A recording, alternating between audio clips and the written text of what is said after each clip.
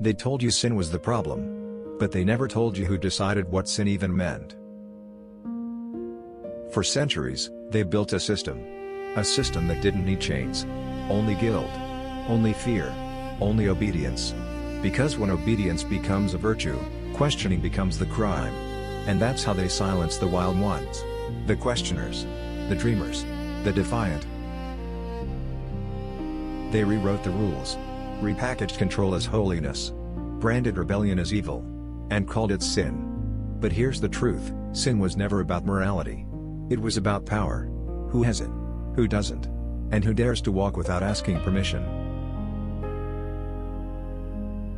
When a child speaks their truth, and gets punished for being disrespectful, that's not discipline. That's obedience training.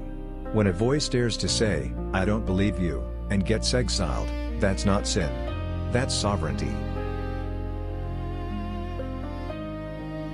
Sin was a weapon.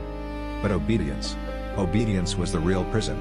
It turned people into echoes of someone else's rules. It made virtue into silence. It made silence into survival. But something's changing. There's a new voice rising. And it doesn't ask for permission. It doesn't kneel to fear. It doesn't need a priest to confess to. Only a mirror. Only truth. So maybe it's not about being good.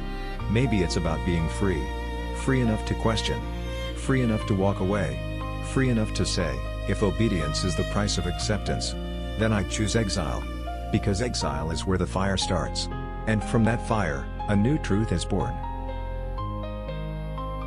They taught you to fear sin. But you should have feared obedience. Because obedience was the real sin all along. If you've ever questioned the rules, if you've ever felt the silence wasn't your fault, then you already know the truth. You weren't born to obey. You were born to remember.